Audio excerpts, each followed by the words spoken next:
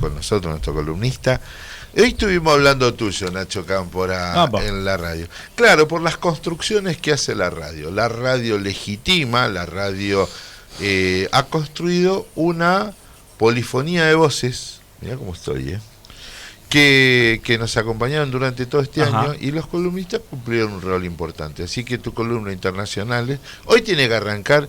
Che, decime la verdad, vos que estás todo este tema de la información. El gendarme que está preso en Venezuela. El gendarme. Ahí, ¿cómo es el tema? ¿Es un culebrón o es...? A ver, me da Homeland. Tiene una cuota de culebrón, sin duda, pero también para mí sirve el ejemplo de cuando vos modificás radicalmente tus relaciones internacionales, correcto, tu relación con países vecinos y hermanos, por diferencias, vamos a poner, ideológicas de gobierno de Milei con Maduro o con Venezuela en particular, y eso trae problemas, o sea, trae complejidades que en este caso impactan en la vida de este gendarme y su familia, pero que bueno, que digamos, son las consecuencias. O sea, cuando vos jugás una carta fuertemente a desconocer un gobierno, a tensionar el vínculo político diplomático, efectivamente las respuestas de uno y de otro lado aparecen, digamos. Y este gendarme, si bien hay información cruzada respecto de por qué él va por tierra a Venezuela, cuando lo habitual es que vos cuando viajás de Argentina a Venezuela lo hagas por vía aérea. O sea, esto es algo... Sí, ¿cuánto tarda en llegar por tierra? Venezuela está muy lejos de Argentina. Sí, casi está allá en el Caribe. Yo me imagino que son por lo menos 5 o 6 días en vehículo por tierra. O sea, claro. Una semana, digamos. Sí. Exacto. Y es medio inexplicable que entre por Cúcuta, por la frontera de Colombia. A él lo agarran en el aeropuerto de San Cristóbal, que es una ciudad vecina, apenas cruzas la frontera con Venezuela, y él está esperando un vuelo. O sea, un vuelo entiendo que para ir a otra ciudad de Venezuela, donde en teoría, o todos dicen que se encontraría con su mujer y su hijo o hija. Que eso no llegó a ocurrir, digamos, lo agarraron antes. Eso no llegó a ocurrir. Esto se produce el 8 de diciembre, o sea, ya hace unas semanas. El caso se va a conocer el 10 de diciembre. Y desde ahí, porque ahí se notifican las autoridades argentinas de que hay un gendarme que no está apareciendo. O sea, él entra con un permiso hecho por un abogado ratificando su condición de gendarme, por un abogado venezolano que lo hizo su mujer, que ya estaba ahí por una cuestión familiar previa de una familiar de ella, estaba mal de salud. Pero por otro lado, digamos, eso no es una notificación formal. Aparte, él no entra por gendarme, él entra por una cuestión personal. Por ser el marido de una persona, el marido claro. No, entra efectivamente por una cuestión personal, o por lo menos eso es lo que trasciende. Correcto. El gobierno venezolano desconoce absolutamente eso, y ya Diosdado Cabello, en el Mazo Dando, el programa principal de la televisión venezolana, de BTV, ya se ocupó de atenderlo un poquito y decir que era un espía, que nos explicaba su situación ahí, ganando $500 mensuales, tiene fotos en varios lugares, que después eso me parece es un error, porque no quiero restarle valor a las palabras de Diosdado Cabello, pero las fotos del Instagram de Gallo, de este gendarme de 27 años, son en general en territorio nacional, son paisajes de Argentina, o sea, no es que son paisajes de otros países. Claro. Por suerte Argentina es muy grande y muy bonita y y muy diversa. Da a pensar que puede haber estado en muchos lugares del mundo. Paisajes diversos. Claro. Tal cual. De hecho, él estaba destacado en Mendoza. Su lugar de asiento como gendarme era la provincia de Mendoza. Pero bueno, más allá de Culebrón, ahora hay un problema diplomático. O sea, y no es fácil traerlo, porque Argentina hoy no tiene relaciones diplomáticas con Venezuela. No, pero aparte era gracioso escucharlo al presidente, porque decía, no, porque lo tiene preso el fascista asesino de Nicolás, pero vamos a agotar todas las vías diplomáticas. Pero escúchame, lo está diciendo todo eso. Cero. Pero igual hubo otro tipo de declaraciones, particularmente de Patricia Bullrich, diciendo que se atengan las consecuencias de Venezuela, una declaración que... Claro, nos vamos a la guerra. Al borde de la guerra, o vamos a la guerra. No sumaría nada. Igual antes de las 4 de la tarde todo lo que diga después de ese horario es complicado. Sí. Después Berten, el canciller actual, también salieron declaraciones en la misma línea de Patricia Bullrich, y la más satisonante fue la de Florencia Arieto, senadora provincial, electa por el PRO, pero hoy de la Libertad Avanza, y una de sus voceras mediáticas, diciendo que incluso estaba pensando en una extracción. Si ustedes saben lo que es una extracción en términos militares, que la fuerza armada de tu país, en este caso sería Fuerza Aérea, Ejército o lo que sea, ensaye sacarlo del territorio venezolano por la fuerza, digamos. O sea, es totalmente irreal. O sea, primero porque Argentina no tiene esa capacidad militar hace ya muchos años. O sea, y después porque sería un conflicto abierto con Venezuela, sería un delirio absoluto. Insisto sobre esto, cuando uno define romper relaciones diplomáticas, cuando uno varía su posición histórica, no injerencia en sus asuntos hasta el tráfico países, fronterizo termina trayendo consecuencias, en este caso para el gendarme. Igual queda la sospecha de que así porque entra por tierra, eso también lo quiero decir porque si no es como quitarle todo el peso de lo irregular de ese ingreso, digamos. Porque vuelvo sobre esto, él entra con un permiso hecho por un abogado particular explicando que él iba a ver a su esposa y que estaba por motivos familiares en Venezuela con su hija. Eso era lo que decía el permiso. No aclaraba que era gendarme, no aclaraba nada, digamos. Claro. Entonces estaba flojo de papeles, seriamente. Claro. Después hay que decirlo también. Si él está en una tarea de inteligencia y entra por tierra con sus papeles y un permiso flojo de papeles, es terrible. Claro. Es como, yo no sé si se acuerdan, pero hace muchos años en la Triple Frontera, zona de actividades, en alguna época decían de Al Qaeda y demás, agarran a un fotógrafo de la CIDE, de un agente de campo de la CIDE, fotografiando la mezquita está del lado paraguayo. Y lo estaba haciendo una cámara profesional. O sea, el chabón no pasaba desapercibido. Tenía un lente así, de 1 metro de largo, y lo engancha y lo tiene la policía paraguaya. O sea, así que esa fue así opera la CIDE también, ¿no? No son los mejores los nuestros en términos de espionaje exterior. Se parece más al superagente 86. Y me hizo acordar un poquito a eso. Che, chabón, entraste tocando la puerta. Claro, tocando el timbre. Tocando el timbre y además te quedaste ahí esperando a que te atiendan. Claro, el superagente 86, al mejor estilo. Cual, superagente 86. Y además alimenta esta necesidad de sacar de escena la gran discusión de la sociedad argentina, para llevarla a una serie de agendas, como por ejemplo hoy Chabela tiene tema para hablar, el tema de que una idea de Patricia Bullrich de volver al servicio militar, servicio voluntario, no sé cuánto, cívico, que es el servicio militar, servicio cívico voluntario. En 11 ciudades, que todavía no tengo identificadas cuáles son.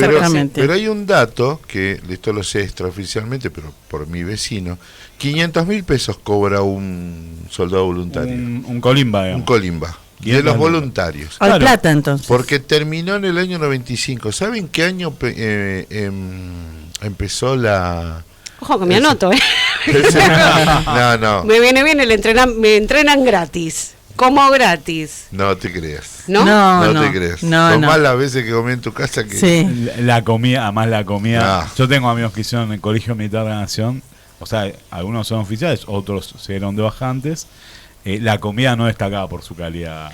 No. Y eran oficiales, imagínense, son colimba. Yo conozco gente que fue colimba. La comida de la colimba es lamentable. Vomitiva. Lamentable. O sea, y el colimba surge de Corre Limpia Barre. Claro. Corre Limpia Barre. Sí, no en el año 1901, un general de nuestro país ideó el sistema, porque muchos países utilizan el tema de reclutar a determinada edad, que los ciudadanos de un país entre tal edad y tal edad presten un servicio y además entran en el conocimiento de las armas y las reglas militares para defensa del país. Sí, en algunos incluso los cantantes estos, los de BTS, súper famosos y todo, que no pudieron zafar. Claro, y dejaron la... problema. Sí, tuvieron que ir y hacerlo, como 2-3 años estuvieron ahí metidos. Es como acá la prórroga, vos tenés prórroga, pero en un momento no podés zafar. Claro. Otro caso que yo conozco por un amigo es Grecia. Grecia también es igual, o sea, vos podés posponerlo por estudios, por laburo, hasta los 25, pero a los 25 te mandan. O sea, Israel, hombres y mujeres, y además Israel no es solo prestar servicio durante 1 año y medio, sino que además después quedas hasta los 45 años los hombres y creo los 40, también 45 creo que las mujeres, quedas reservista un mes al año. Activo. O sea, un mes al año tienes que reportarte a tu cuartel. Y es de nivel gravísimo faltar a esas cuestiones. Acá, lamentablemente, la muerte del soldado Carrasco llevó a... Y también fue oportunista. Sí, porque tampoco fue el único ni el último caso. Exacto. Y acá tiene que ver con un oportunismo. Y así como una batería de informaciones que todo el tiempo el gobierno... A mí me tomé el caso del gendarme y me parece que la centralidad de lo que dice Nacho es lo que define la cuestión. Vos tenés problemas relacionales entre los dos países por los gobiernos y evidentemente la cotidianeidad. ¿Qué ocurre en esto de pasar de país a país? Antes decís Argentina, nada, compañero adentro. Ahora no. Ahora te miran todo. Pero no es menor también que en el mundo este tipo de cosas ocurren en el cotidiano, ¿no? Y el tema de las inteligencias funciona de esa manera. Asesinaron un general ruso importantísimo. Ahora bien, un minuto busco el nombre. No, tranquilo. Igor Kirillov. El jefe de las tropas bacteriológicas de Rusia, no es un dato menor. Ya está detenido y sospechoso, lo encontraron rápido. Saliendo de Moscú. ¿Y de qué nacionalidad es? Es uzbeco, de una ex república soviética, pero en la primera confesión, que no vamos a preguntar cómo fue que sucedió, claro. Ya él declaró que fue contactado por los servicios de inteligencia ucranianos que actúan en Rusia, actúan en Moscú en particular, eso es real. Más allá de la guerra hay muchos ucranianos en suelo ruso, eso es, o con parientes ucranianos, y le habían prometido la ciudadanía de un país de la Unión Europea por cometer el asesinato y $10.000 en efectivo. Ese era el botín que le habían ofrecido a esta persona. Mira. Por el crimen que finalmente cometió. Y era en la previa de una, digamos, también no era fortuito el momento, o sea, es en la previa de una conferencia anual que hace ese sector de la guerra bacteriológica nuclear y demás de Rusia, dando informes sobre el estado de situación de ese tipo de armamento a la opinión pública. O sea, sospechoso.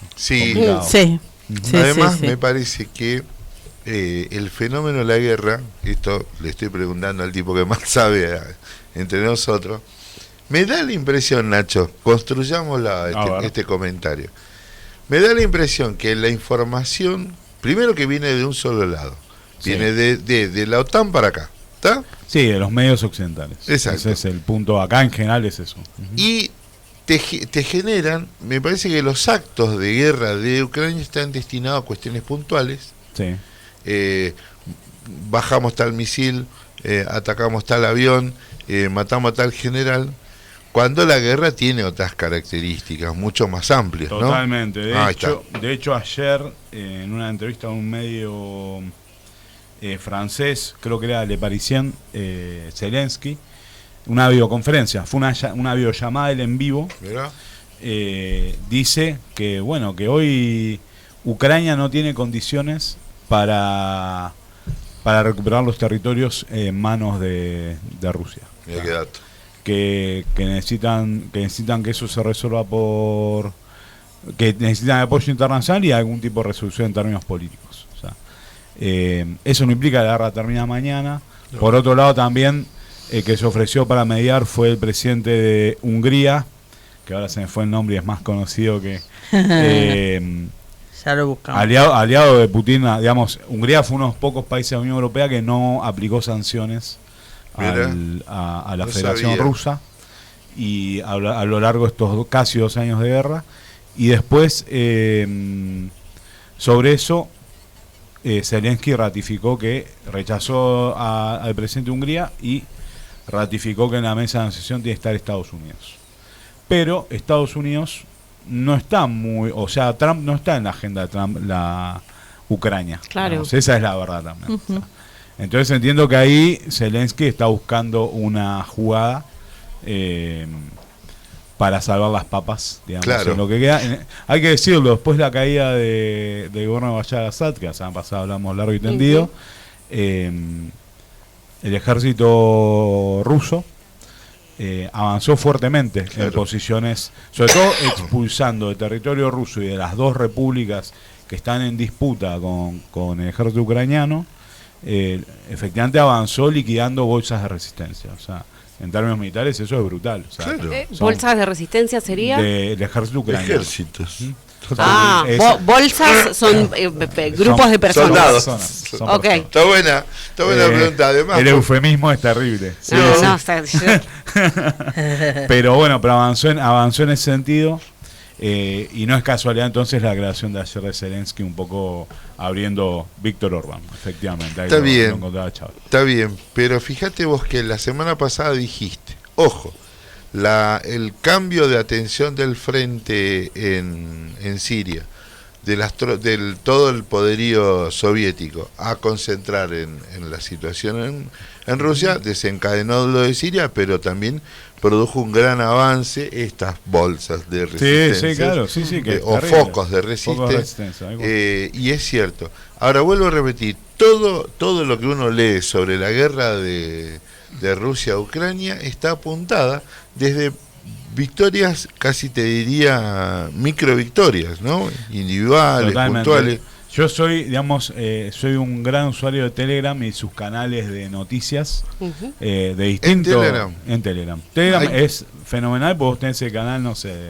puedes conseguir drogas, también otras cosas, Bueno, pero también te puedes informar. También lo puedes usar para informar. ¿Qué momento? No, pero no sé, por ejemplo, la agencia china de noticias, CGTN, también, o Xinhua, después TASS, que es la rusa. Sí. Y así CGTN la descubrí hace poco en el cable, a la noche. está en el cable, mirá. Sí, yo lo veo en YouTube. Telecentro. Yo lo veo en YouTube, claro. Pero puede estar, sí, sí. Bueno, es el canal oficial. Muy chino. interesante el programa, era Chino. como... Es muy era- interesante. Era como si fuese una mesa, digamos, que estaba haciendo todo un desarrollo, un balance sobre un proyecto que habían hecho de... brevemente para capacitar a sus juventudes en la cosecha de un hongo Mirá. particular en Sí. un lugar, y que era un lugar en donde siempre era como, bueno, estudiá y andate a trabajar afuera porque acá no hay nada. Bueno, era sobre eso el programa. Mirá qué loco, qué Buenísimo, bien. sí. No, es muy bueno CGTN posta. El canal de YouTube está bueno, el de Telegram también.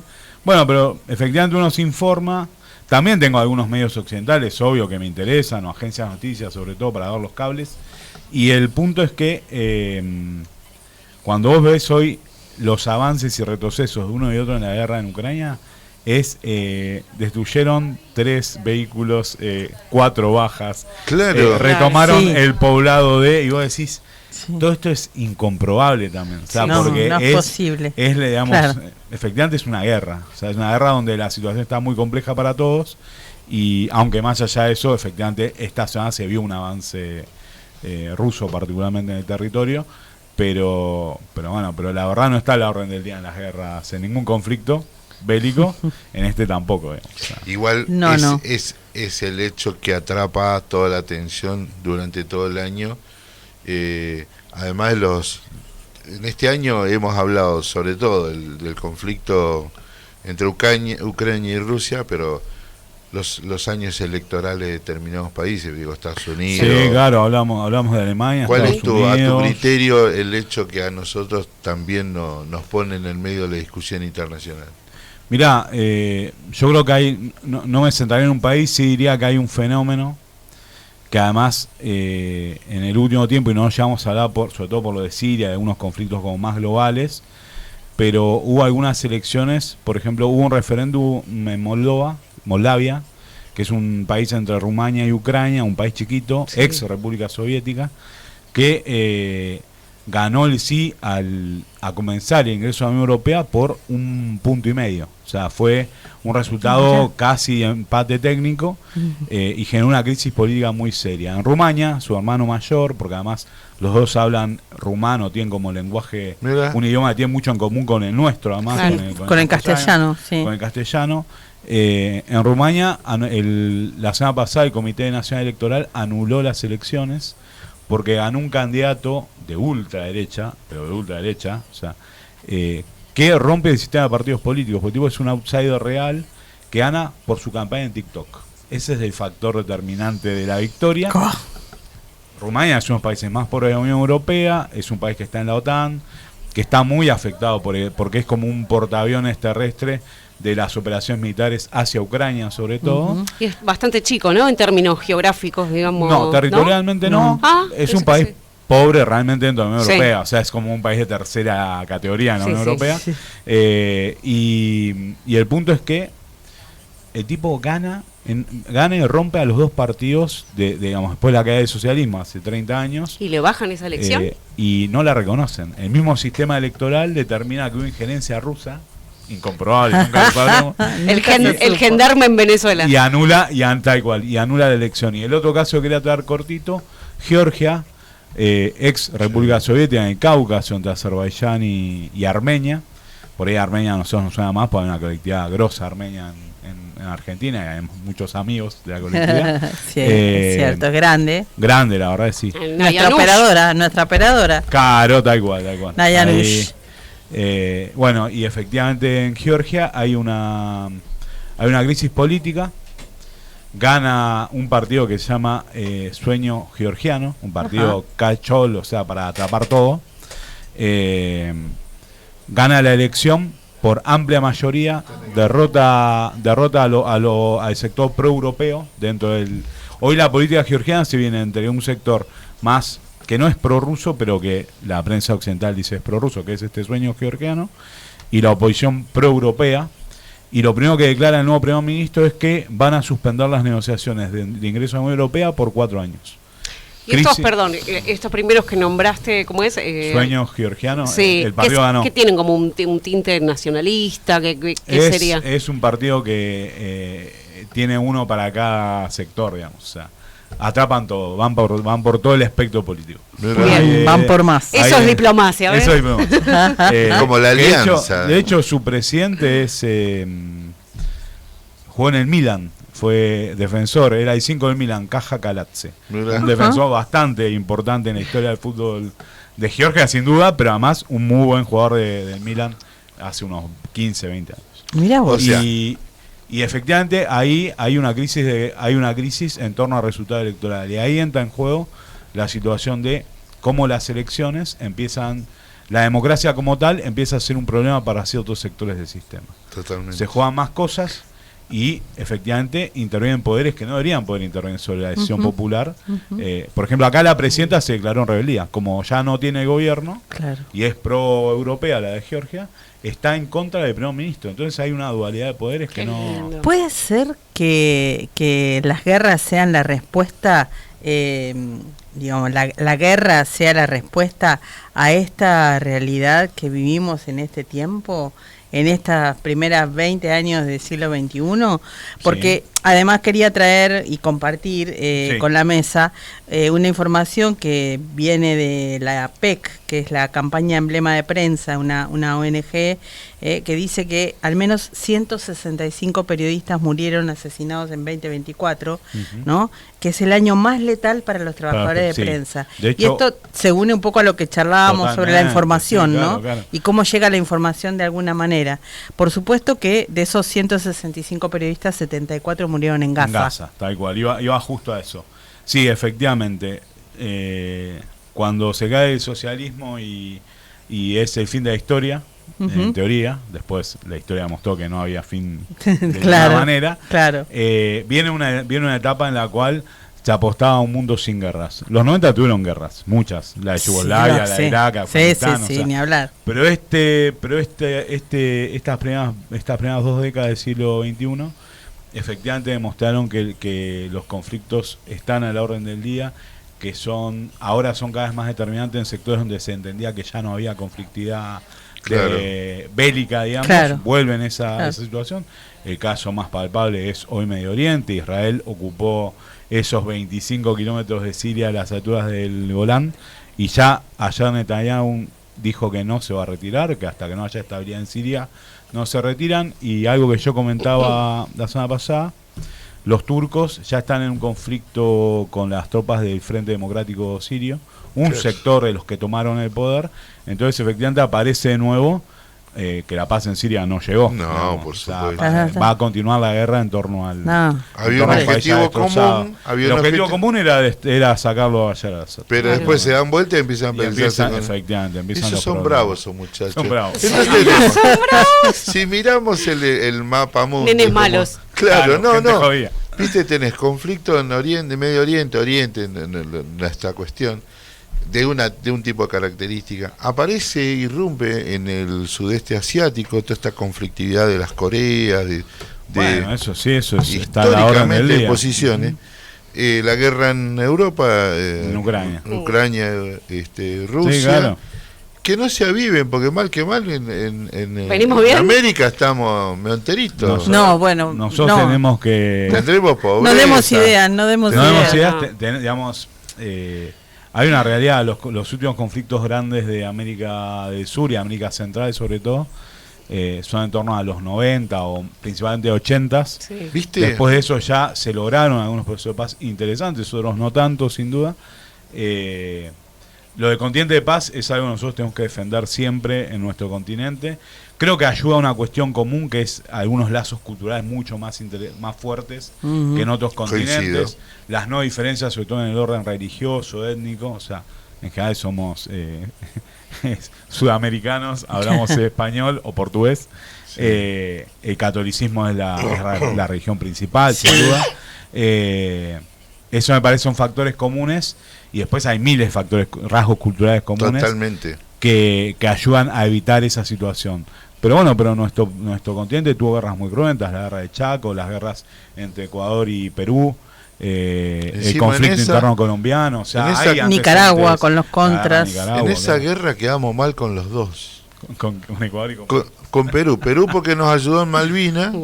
Porque le vendimos armas a Ecuador y encima las armas que le vendimos a Ecuador no servían. Sí, bueno. Pues nos puteaban los dos. Nacho, el otro día, hablando de posibles conflictos bélicos en América Latina, en Surinam aparentemente encontraron un montón de petróleo, o sea, a tal punto que creen que pueden ser como la nueva Guyana francesa de Centroamérica. Encontraron reservas. Y ahí, digamos, en cualquier momento va a aparecer...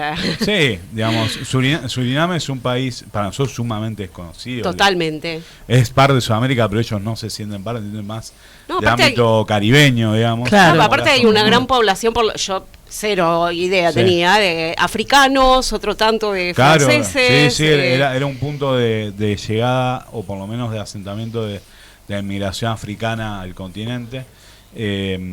Surinam es un país hoy por hoy con posiciones interesantes en términos geopolíticos. No es un gobierno, vamos a decir, de centro izquierda, progresista. El desafío va a estar en quién explota esa nueva reserva. Claro. Después está, siempre está la madre patria colonial, que en el caso de ellos es Holanda. Claro. Habrá que ver el futuro ese. Ya tenemos la prueba de Guyana, que es vecina a Surinam, que es el Esequibo. Que es a lo que ellos aspiran, de alguna manera. Es el territorio en disputa con Venezuela. Ahí cuando Venezuela apretó sobre el Esequibo con asentamiento de población en ese territorio en disputa, que igual ya Venezuela tiene 2 fallos internacionales bancando la soberanía venezolana. Rápidamente la madre patria de Guyana, que es el Reino Unido, viejo conocido para nosotros, mandó una fragata rápidamente. Una prima de Holanda. Mandó una fragata a defender los intereses, digamos. Claro. Son conflictos que son nuevos, que son recientes. Y me parece hay que observarlos y ver en qué terminan.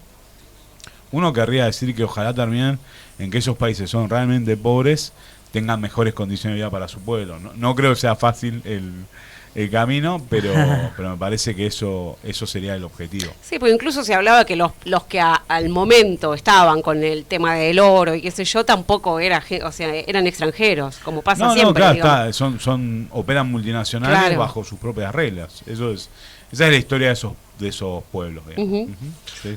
Lo que está claro entonces, más allá de la broma que inició este comentario, el continente de la paz, muy bien explicado por Nacho. Pero además con la mirada hacia el futuro de contener elementos no despreciables, minerales, agua potable y producción primaria de alimentos. Claro. No es un tema menor para el tiempo que se viene. Tal cual. Nacho, espectacular. ¿Cómo te sentiste Ay, ¿ya en se este va? año? Ahora, No hablamos de Cuba en todo el año, no hablamos... ¿sabés que me hablamos de hiciste Cuba, reír no, cuando claro. hablaste de Hungría? Yo Sí. debuto en la facultad, en la Escuela Superior de Periodismo. Llego y veo un cartelón que decía charlas con Balas Nagy, que era un dirigente húngaro Ajá. perseguido. Un anticomunista. Exacto, sí, lo conocí. Un exiliado, claro. Un exiliado. Y Mamá, sí, claro. ¿quién era Balas Nagy? ¿Quién era? ¿Qué hacía acá? ¿En además? qué Claro. me interpela un húngaro? ¿Me entendés? Que lo único que conocía era los jugadores de Tomaszewski de Polonia cuando vino a Argentina. Sí, Claro. claro. El Mundial sí. 78. Los que jugaron con Hungría-Argentina. Claro. De los primeros Puma, partidos. Puma. ¿Entendés? Y me encontraba con eso. Y cuando hablaste hoy de Hungría, además lo busqué, lo encontré. Lo encontré. Así que, nada. ¿Cómo lo viste? ¿Te sentís cómodo? Es un espacio. No, súper bien. Agradecido por el espacio, la verdad. a ¿Tenés todos y devoluciones? todas. Sí, hay devoluciones. Hay varios seguidores ahí y seguidoras de la columna. Está buenísimo, obvio. No sé, me acuerdo ahora de Fede, que siempre me lo cruzo de INAI, que me comenta la columna y charlamos de temas. Sí. Sí, obvio que sí, existe eso, está buenísimo. Tenemos un maldito allá que me manda mensajes a mí. ¿Lo viste? ¿Escuchaste que le hicimos una entrevista a Lenaya? Sí, la escuché. Sí, Excelente. sí. La escuché a Ale. No, muy contento. Comentarios positivos, Sí. críticas constructivas, ¿qué Todo. recibe? Dígalo ahora al aire. Sí, obvio. Que pase el desgraciado. Es buena la impresión, por lo menos la devolución que dan los compañeros y las compañeras, pero bueno, eso. Esperemos seguir el año que viene, eso es así. Gracias, ojalá, Nacho, ojalá. Y nada, felices fiestas. Navidad, bueno, yo no creo en la Navidad, pero... Ay, ni me hables, felices yo estoy fiestas. más Grinch que nunca este año. Felices fiestas y que sea un año todos creemos que de hay victorias para el pueblo. que Eso. un Una tiempo oportunidad. que se viene un tiempo mejor, siempre creemos. Y Totalmente, hay que mirar el futuro con esa perspectiva. Ya que hablamos del continente de paz, démosle una oportunidad a la paz. Obvio, que estas claro. fiestas sean eso. Totalmente. Una oportunidad Bueno, para la pero paz. si Totalmente. para conseguir la paz hay que meterle algún tirito al bolso. No. ¿Eh? No.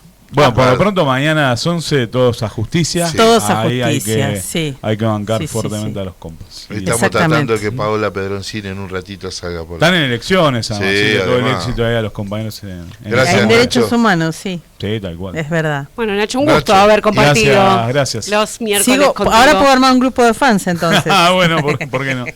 Bueno, Vamos. vamos a la pausa. Estuvo Ignacio Nacho Cámpora, nuestro compañero, miembro del Consejo Directivo, activo militante del Partido Comunista Argentino. Lo vi en un homenaje a... Después vamos a hablar un día de eso también. A Mario Alderete. Sí. Un grande. Sí, gran historia. Porque no lo levantamos y tendríamos que recordar esa historia. Y ya volvemos. Y un temazo.